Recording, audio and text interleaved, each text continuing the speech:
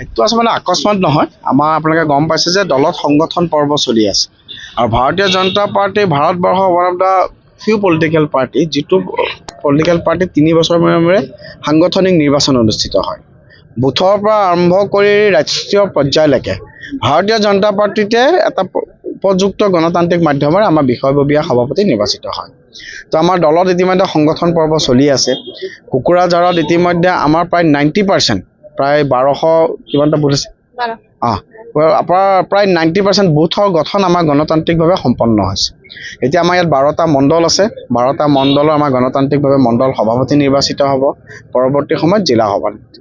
চ' আমাৰ ইয়াত মাননীয় বেণুধৰ নাথ ডাঙৰীয়াক আমাৰ জ্যেষ্ঠ নেতা তেখেতক জিলাৰ ডিষ্ট্ৰিক্ট ৰিটাৰ্নিং অফিচাৰ হিচাপে নিযুক্তি দিয়া হৈছে আৰু দলৰ সংগঠনৰ নিৰ্দেশ মৰ্মে 3খন জিলা কুকুৰাঝাৰ, চিৰাং আৰু বাক্সা এই 3খন জিলাত মোক নিৰ্বাচনী পৰ্যবেক্ষক হিচাপে নিযুক্তি দিছে। গতিকে এইটো এটা সাংগঠনিক প্ৰচেছ হিচাপে আজি ইয়াত দলৰ যি আমাৰ কোৰ কমিটি আছিল, আমাৰ সন্মানীয় EM আৰু MCL সকল আছে, আমাৰ দলৰ ৰাজ্যিক জিলা বিষয়ববীয়া তথা যিসকল জ্যেষ্ঠ কাৰ্যকৰ্তা আছে, পৰৱৰ্তী আমি বিভিন্ন সাংগঠনিক কাৰ্যক্ৰম সংগঠন পৰ্বৰ লগত আলোচনা কৰিবৰ কাৰণে আজি আমি মূলতে সাংগঠনিক বৈঠক উপস্থিত হৈছোঁ। মই ইতিমধ্যেতো ভাৰতীয় জনতা পাৰ্টীৰ সংগঠন যথেষ্ট শক্তিশালী।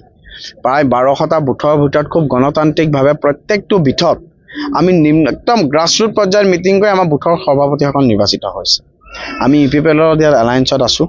গতিকে অহা বছৰ যি BTR নিৰ্বাচন হ'ব খুব সুন্দৰভাৱে আমি মিত্ৰতাৰ সৈতে খেলি পেলাই আমি আগতকৈ অধিক আসন পাই পেলাই আমি বিজয়ী হ'ম। মানে কেনেকুৱা ধৰণৰ প্ৰতিক্ৰিয়া, কিন্তু আমিতো যিমান জেগাৰ পৰা গম পাইছোঁ খুব ভাল প্ৰতিক্ৰিয়া ৰাইজে দিছে।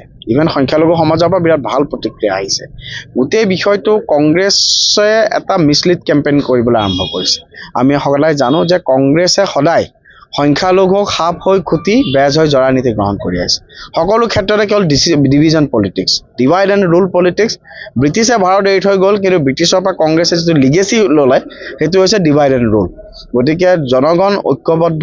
আজি আমাৰ যি মাননীয় মোদী ডাঙৰীয়া আৰু ডক্টৰ হিমন্ত বিশ্ব শৰ্মা ডাঙৰীয়াৰ যি নীতি সবকা সাথ সবকা বিকাশ, সবকা বিশ্বাস সবকা প্ৰয়াস, আৰু দলৰ যিটো আমাৰ কোৰ যিটো আমাৰ আইডিঅলজি যে justice for all appeasement to none, এই নীতিত আমি আগবাঢ়িছোঁ। জাতি বৰ্ণ ধৰ্ম নিৰ্বিশেষে সকলো ৰাইজক লৈ পেলাই 2047 চনৰ ভিতৰত এখন বিকশিত ভাৰতবৰ্ষ আমাৰ লক্ষ্য।